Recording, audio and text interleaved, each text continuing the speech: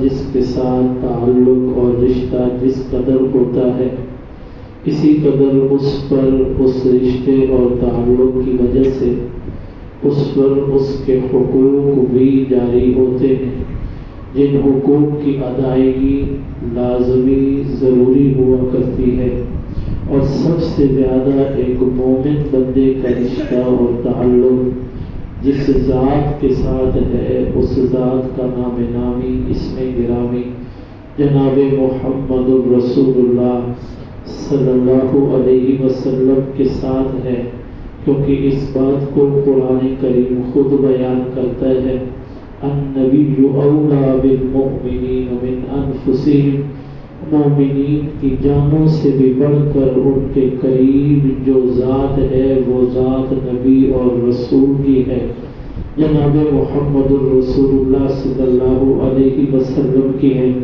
پھر جناب رسول اللہ صلی اللہ علیہ وسلم کے نزدیک اور قریب سب سے زیادہ جو فکر آپ کو تھی وہ اپنی امت کی تھی۔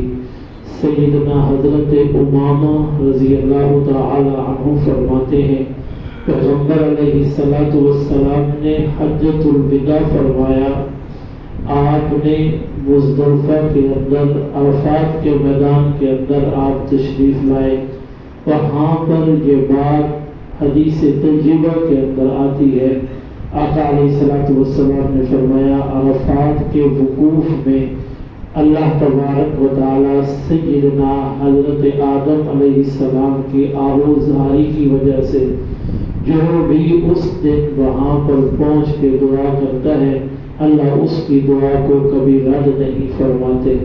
ہر ایک بندہ میرے پیغمبر کے صحابہ میں سے پیغمبر کے ساتھ اپنی اپنی دعائیں اللہ کے حضور کر رہے تھے، لیکن اللہ کے پیغمبر صلی اللہ علیہ وسلم نے جو دعا فرمائی، حدیث کے اندر آتا ہے، صحابی رسول فرماتے ہیں، اگلا دن تھا، صبح کا وقت تھا، سورج نکلنے کے قریب تھا، پیغمبر بنا کے اندر تشریف فرما تھے، آپ نے اچانک مسکرانا اور ہنسنا شروع کر دیا۔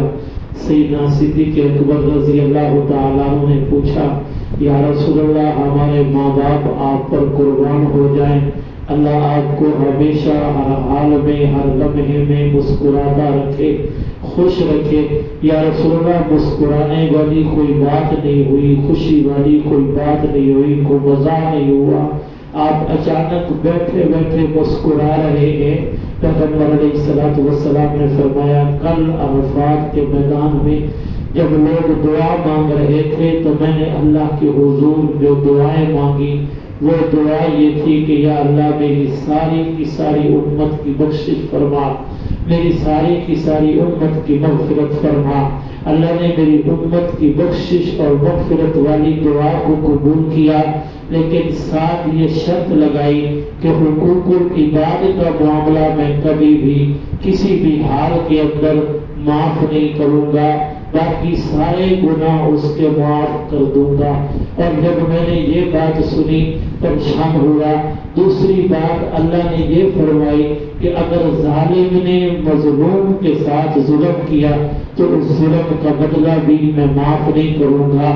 تو میں نے پھر یہ دعا کرنی شروع کر دی کہ یا اللہ تو اگر چاہے مظلوم پر ہونے والے ظلم کے بدلے کے اندر اپنی جنت کے انعامات میں سے، اپنی رضا خوشنودی میں سے اس کو عطا کر کے تو اس کو راضی کر لے، اور ظالم بھی میرا امتی ہے، تیرا بندہ ہے، تو اس کو بھی معاف فرما دے۔ تو پہلے تو میری یہ دعا قبول نہیں ہوئی تھی، لیکن جب میں یہاں پر آ کر بیٹھا تو اللہ نے میری اس دعا کو بھی قبول کر لیا۔ تو جب یہ دعا قبول ہوئی تو شیطان میرے سامنے آیا، وہ زمین سے خاک اور مٹی اٹھا کر اپنے سر کے اندر ڈال رہا تھا۔ میں اس کی حالت کو دیکھ کر مسکرایا ہوں، اس کی حالت کو دیکھ کر میں ہنسا ہوں۔ تو آپ علیہ الصلوۃ والسلام عرفات کے میدان میں جہاں پہ دعا قبول ہوتی ہے، ہر ایک اپنی اپنی حاجت مانگ رہا تھا، لیکن میرے اور آپ کے آقا جناب محمد رسول اللہ صلی اللہ علیہ وسلم کے رشتے، تعلق، پیار، محبت اور الفت اپنی امت کے ایک ایک امتی کے ساتھ کس طرح ہے کہ پیغمبر نے اپنے امتی پر ظلم کرنے والے ظالم کی بھی بخشش اللہ سے مانگی، مغفرت اللہ سے مانگی، اور اللہ کے پیغمبر نے اس موقع پر بھی اپنی امت کو نہیں بلایا۔ تو اب امت کے مومنین کا تعلق بھی پیغمبر کے ساتھ سب سے قریبی، اور پیغمبر کا رشتہ اور تعلق، الفت اور محبت بھی امت کے ساتھ سب سے قریبی۔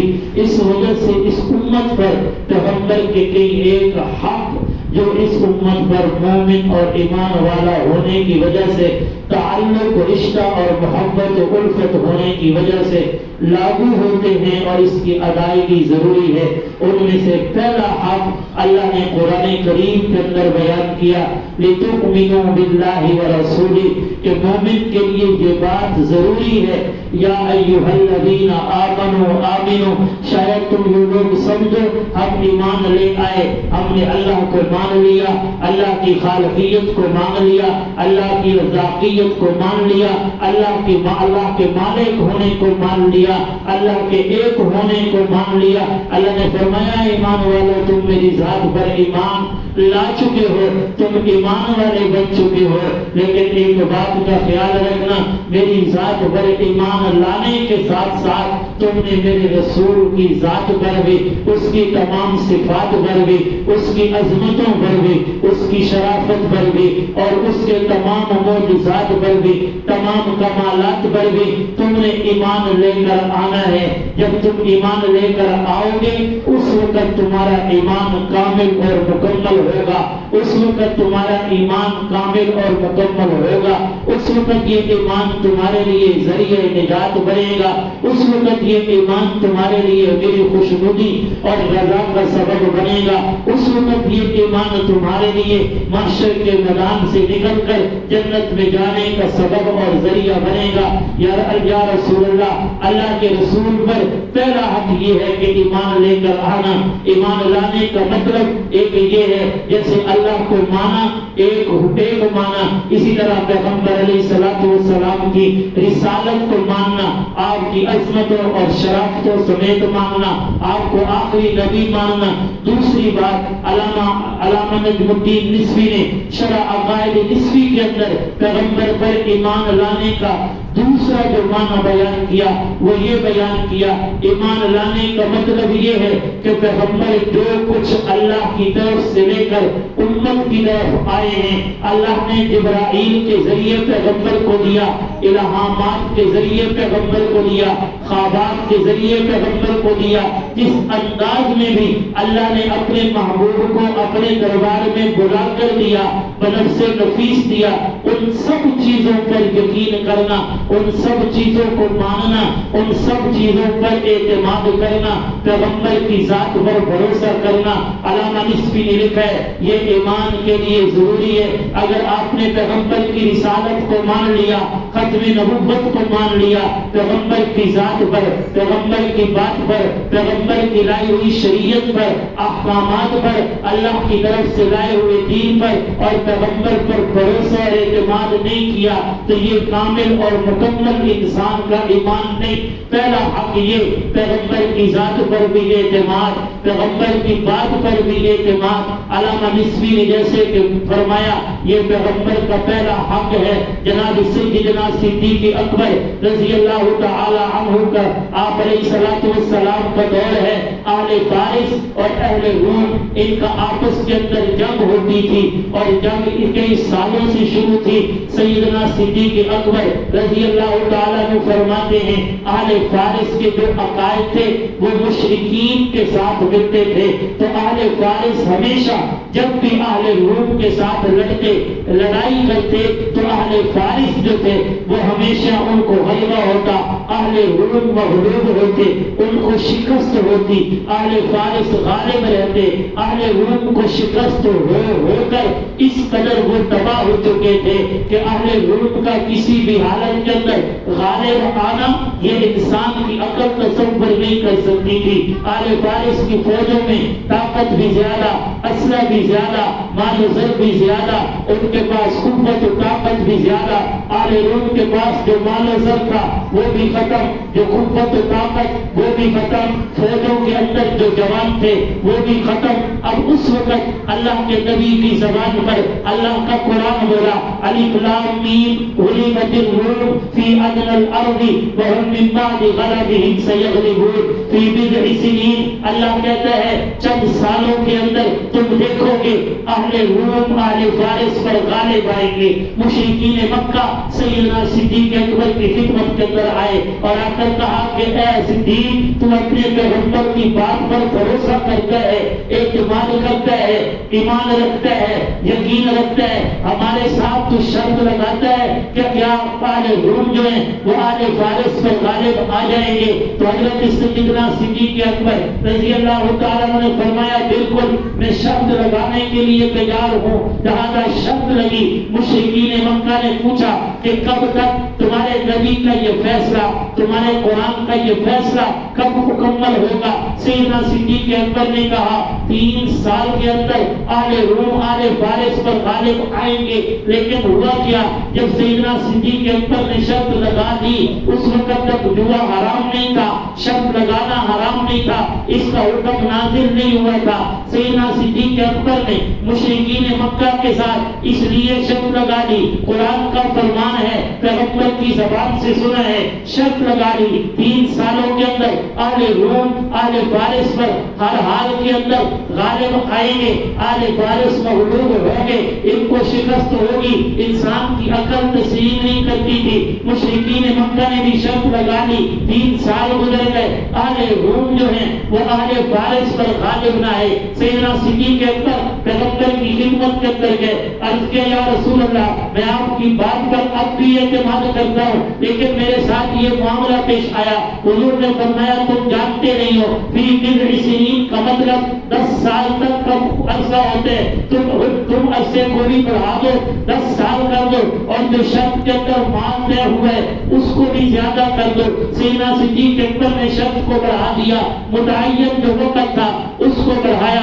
ابھی 2 سال نہیں گزرے تھے، اہل روم اہل فارس پر غالب آ گئے. تو مشرکین مکہ باہر نکلے، سیدنا صدیق اکبر کے پاس آئے، کہا مال دینے کے لیے تیار ہے جو آپ کی اور ہمارے درمیان کے اندر طے ہوا ہے، لیکن ہماری یہ بات سمجھ کے اندر نہیں آ رہی کہ وہ اہل روم جن کی فوجیں ہلاک ہو چکی تھی، وہ اہل روم جن کا مال و اسباب ختم ہو چکا تھا، وہ اہل روم جن کے دلوں کے اندر اہل فارس کا خوف تھا، اس کے باوجود وہ اہل فارس پہ غالب کیسے آ گئے؟ تو سیدنا صدیق اکبر نے کہا میں ایمان رکھتا ہوں اللہ کی ذات پر، ایمان رکھتا ہوں پیغمبر کی ذات پر، اللہ پر بھی بھروسہ ہے، پیغمبر کی ذات پر بھی اعتماد ہے، اور اتنا اعتماد ہے اپنی آنکھوں سے دیکھی ہوئی چیز پہ مجھے دھوکہ ہو سکتا ہے، اپنے کانوں پہ سنی ہوئی بات پہ مجھے دھوکہ ہو سکتا ہے، مجھے اپنے دماغ سے سوچے ہوئے خیال پہ دھوکہ ہو سکتا ہے، دل سے نکلے ہوئے ارادے پہ عزم پر دھوکہ ہو سکتا ہے، لیکن پیغمبر کی ذات سے نکلے ہوئے جملے پر کبھی بھی کسی اعتبار سے دھوکہ تو مجھا شک و شبہ بھی نہیں ہو سکتا. میں نے اس لیے تمہارے ساتھ شرط لگا دی تھی. سیدنا صدیق اکبر نے مان لیا، پیغمبر کی خدمت کے اندر لائے. جوئے کا اور شرط کا حکم نازل ہو چکا تھا کہ یہ مال حرام ہے. پیغمبر نے فرمایا کہ صدیق اکبر سارے کا سارا مال صدقہ کر دو اور تمام کے تمام مدینہ کے غرباء کے اندر تقسیم کر دو. میں عرض یہ کر رہا تھا پیغمبر کی ذات کا سب سے پہلا حق جو امت پر ہے وہ یہ ہے کہ وہ ایمان لے کر آئے، پیغمبر کی ذات پر مکمل اعتماد کرے. آپ کی بات پر مکمل اعتماد ہونا چاہیے، بھروسہ ہونا چاہیے. میرے پیغمبر کی زوجہ حضرت ام ماریہ، حضرت ماریہ قبطی رضی اللہ تعالی عنہا پیغمبر علیہ السلام کے پاس لونڈی باندھی بن کر آئی. آپ نے ان کو آزاد کیا، آزاد کرنے کے بعد ان سے نکاح کر لیا. میرے پیغمبر کی جتنی اولاد ہوئی، بیٹے ہوئے، بیٹیاں ہوئی، وہ ساری کی ساری سیدنا حضرت خدیجہ کے وطن سے ہوئی جو آپ کی سب سے پہلی بیوی تھی. ایک بیٹا جن کا نام حضرت ابراہیم تھا جو سب سے آخر میں پیدا ہوئے، وہ اکیلے سیدنا حضرت ماریہ ماریہ قبطیہ رضی اللہ تعالی عنہا جن کو پیغمبر نے آزاد کیا، پھر ان سے نکاح کیا، ان کو اپنے حرم کے اندر لائے، ان کے بدن سے پیدا ہوئے سیدنا حضرت ابراہیم چند دنوں کے بعد، چند مہینوں کے بعد وفات پا گئے۔ پیغمبر علیہ الصلوۃ والسلام کو حضرت ابراہیم کے دنیا سے جانے پر انتہا درجے کا دکھ تھا، غم تھا۔ آپ فرما رہے تھے اپنے بیٹے ابراہیم کو اپنے ہاتھوں میں لے کر، اے ابراہیم بہت بڑا دکھ دے کر جا رہا ہے، شاید یہ زخم میرے مدے دم تک یہ بھر نہ سکے، لیکن میں پھر بھی اللہ کی قضا پر راضی ہوں۔ حضرت ماریہ قبطیہ پیغمبر علیہ الصلوۃ والسلام کے حرم کے اندر وہ بیویاں تھیں، وہ بیوی تھی حضرت خدیجہ کے بعد تمام بیویوں میں سے آپ کو یہ اعزاز ملا تھا، یہ کمال ملا تھا کہ آپ کے بدن سے پیغمبر کی اولاد ہوئی ہے۔ جب یہ اولاد دنیا سے ختم ہو گئی، دنیا سے انتقال کر گئی، آپ کو بڑا دکھ ہوا، بڑا صدمہ پہنچا، یہاں تک کہ کئی دن گزر گئے۔ حضرت ماریہ قبطیہ کے آنسو نہیں رک رہے تھے، ہمیشہ ہر حال کے اندر روتی ہوئی نظر آتی۔ ایک صحابی رسول کی باقی پیغمبر کی خدمت کے اندر آئی، عرض کیا یا رسول اللہ صلی اللہ علیہ وسلم، ماریہ قبطیہ کا دکھ اور اس کا صدمہ آپ کے بیٹے ابراہیم کے جانے کے بعد ابھی تک بالکل کم نہیں ہو پا رہا۔ حضور علیہ الصلوۃ والسلام، پیغمبر علیہ الصلوۃ والسلام صحابہ کی مجلس سے اٹھے، اپنے گھر تشریف لے گئے، ماریہ قبطیہ کو بلایا، عورتیں پاس بیٹھی ہیں، سہیلیاں پاس بیٹھی ہیں، پردے کے اندر موجود ہیں، اور کہا کہ میرے حرم کے اندر رہنے والی اے ماریہ قبطیہ، جو تو اپنے بیٹے کے جانے پر غمگین ہے، میں تجھے خوشخبری سناؤں۔ کہا کیوں نہیں یا رسول اللہ؟ فرمایا اگر تو چاہے تو میرے ہاتھ پہ ہاتھ رکھ، میں تیرا ہاتھ اپنے ہاتھ کے اندر لے کر اللہ سے دعا کروں گا، اللہ دنیا کائنات کے سارے پردوں کو ہٹا دے گا، آسمان کے پردوں کو ہٹا دے گا، جنت کے دروازوں کو کھول دے گا، تو کھڑی زمین پر ہوگی، نظر آسمان کی طرف اٹھائے گی، جنت کا منظر دیکھے گی، جنت کے سیر کے اندر اپنے بیٹے ابراہیم کو کھیلتا ہوا دیکھے گی۔ حضرت ماریہ نے کہا یا رسول اللہ کیا تو اس بات پر خوش نہیں؟ حضور نے پوچھا تو حضرت ماریہ نے عرض کیا یا رسول اللہ کیوں خوش نہیں ہوں، میں اس بات پر خوش بھی ہوں، اس بات پہ راضی بھی ہوں، اب مجھے اور کچھ نہیں چاہیے۔ اگر میرا بیٹا اس وقت جنت کے میدانوں کے اندر، نعمتوں کے اندر کھیلتا اور بلتا اور بڑھتا ہوا جا رہا ہے تو مجھے اس سے بڑھ کر اور کیا چاہیے؟ حضرت ماریہ قبطیہ نے بات سنی، حضور واپس تشریف لے گئے، آپ کا دکھ ختم ہو گیا، صدمہ ٹھل گیا، آپ نے اپنی آنکھوں کو صاف کر لیا، آنسو جو بہ رہے تھے ان کو ختم کر لیا، عورتوں کے پاس آئی، کہا کہ تو بھی عجیب عورت ہے، اللہ نے تجھے اتنا بڑا انعام جی مرنے سے پہلے دینا چاہا، تو نے اس کو ٹھکرا دیا، تو نے اس کا انکار کر دیا۔ دنیا کے اندر ایمان والا دنیا سے جانے کے بعد جنت کا منظر دیکھے گا، دنیا سے جانے کے بعد اللہ کا دیدار کرے گا، جنت کے انعامات کو دیکھے گا، لیکن اللہ نے تجھے یہ انعام دنیا کے اندر دینا چاہا، تو نے انکار کر دیا، تو اللہ کے پیغمبر نے جب تجھے کہا تھا میں تجھے جنت بھی دکھاتا ہوں اور جنت کے اندر کھیلتا ہوا تجھے تیرا بچہ بھی دکھاتا ہوں، تو جنت بھی دیکھ لیتی، اپنے بچے کو بھی دیکھ لیتی۔ تو حضرت ماریہ نے بڑا عجیب جواب دیا، کہا کہ میری سہیلیوں، اے عورتوں، یاد رکھنا اگر میں جنت کو بھی دیکھ لیتی، جنت میں کھیلتے ہوئے بچے کو بھی دیکھ لیتی، پھر میرا اعتماد، میرا ایمان، میرا یقین، میرا بھروسہ اپنی آنکھوں پر تو ہوتا، لیکن پیغمبر کی بات پر، پیغمبر کی ذات پر، پیغمبر کے قول پہ کبھی بھی بھروسہ، اعتماد نہ ہوتا۔ اور اللہ کو جو ایمان پسند ہے وہ یہی ہے، پیغمبر کی ذات پر اعتماد ہو، پیغمبر کی بات پر بھروسہ ہو، اپنی آنکھوں پر بھروسہ نہیں، اپنے کانوں پر اعتماد نہیں۔ میرے پیغمبر علیہ الصلوۃ والسلام نے صحابہ، آپ علیہ الصلوۃ والسلام، آپ کے صحابہ آپ کے ساتھ ہیں، ایک قبر کے پاس سے گزرے، آپ نے سلام کیا، السلام علیکم یا اہل القبور، اور آگے یہ بھی جملہ کہا چند دن ہیں، اگر اللہ نے چاہا ہم بھی آپ کے ساتھ ملنے والے ہیں۔ اور پھر آپ علیہ الصلوۃ والسلام نے آگے فرمایا کتنا ہی عجیب، آپ نے صحابہ سے پوچھا ایمان کس کا عجیب ہے؟ صحابہ نے کہا انبیاء کا جو ایمان ہے وہ عجیب بھی ہے، غریب بھی ہے، سب سے عمدہ اور اعلیٰ بھی ہے۔ حضور نے فرمایا کیسے؟ ان کا ایمان اعلیٰ، عجیب اور غریب ہو سکتے ہیں، ان پر تو اللہ کی وحی نازل ہوتی ہے، فرشتے ان کو فرشتے ان کو آ کر سلام پیش کرتے ہیں. انہوں نے اللہ کے ساتھ وہی کے معاملے کی وجہ سے اللہ سے ہم کلام بھی ہوئے ہیں. وہ نبی کا ایمان کیسے عجیب ہے. صحابہ نے کہا پھر ہمارا ایمان عجیب. فرمایا تمہارا ایمان کیسے عجیب؟ تم نے مجھے دیکھا, میرے اوپر اترتی ہوئی وحی کو دیکھا. تمہارا ایمان کیسے عجیب؟ تم نے آتے ہوئے جبرائیل کو دیکھا, میرے ہاتھ کے اوپر اٹھنے والے ہر ایک معجزات کمالات کو دیکھا. تم نے تو خود اپنی آنکھوں سے دیکھا. میں نے درختوں کو اشارہ کیا, وہ زمین کو چیرتے ہوئے میرے قدموں میں آ گئے. تم نے تو خود اپنی آنکھوں سے دیکھا. جبرائیل امین آئے, ان کی سنسناہٹ کو تم نے اپنے کانوں سے سنا. تم نے تو خود اپنی آنکھوں سے دیکھا.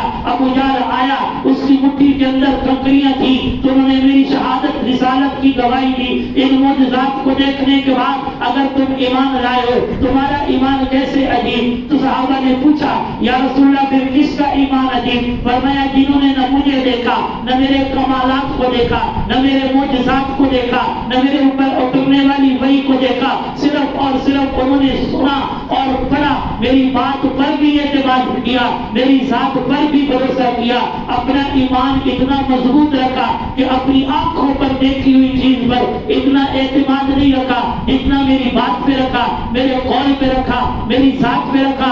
ان کا ایمان عجیب ہے. یا رسول اللہ کتنا عجیب ہے.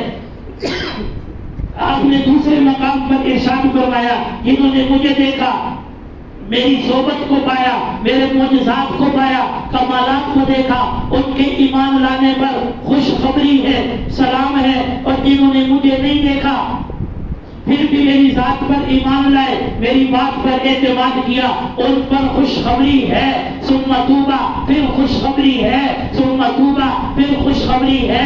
ایک بار بھی خوشخبری, دوسری بار بھی خوشخبری, تیسری بار بھی خوشخبری. کن کے لیے؟ ان کے لیے جنہوں نے پیغمبر کو دیکھا نہیں, پیغمبر کے صحبت کو پایا نہیں, پیغمبر کی کمالات و معجزات کو پایا نہیں, لیکن پیغمبر کی بات پر پھر بھی یقین ہے, اعتماد ہے, بھروسہ ہے, اپنی ذات پر اعتماد نہیں. لہذا پیغمبر کے حقوق میں سے جو امت پر لاگو ہوتے ہیں, سب سے پہلا حق یہ ہے کہ آقا کی ذات پر ایمان لانا. ایمان کیسے لانا ہے کہ پیغمبر نے جو بات کہی ہے, جو عقائد بتائے ہیں, جو دین لے کر آئے ہیں, جو احکامات آپ لے کر آئے ہیں, ان سب چیزوں پر اعتماد کرنا, بھروسہ کرنا, چاہے تیری اور میری عقل کے اندر بات آئے یا نہ آئے, تیرے اور میرے علم کے اندر وہ بات آئے یا نہ آئے. ہم یہ نہیں کہہ سکتے یہ پیغمبر کا فرمان ہوگا لیکن میری سمجھ میں نہیں آتا, تیری سمجھ میں آئے یا نہ آئے, پیغمبر کا فرمان ہے, پیغمبر کی ذات پر اعتماد ہے, قول پر اعتماد ہے, تو پھر اس کو ماننا پڑے گا, تبھی ایمان کامل اور مکمل ہوگا. اللہ اپنے جناب محمد رسول اللہ صلی اللہ علیہ وسلم کی ذات پر, بات پر مکمل اعتماد اور ایمان نصیب فرمائے. وما علیہ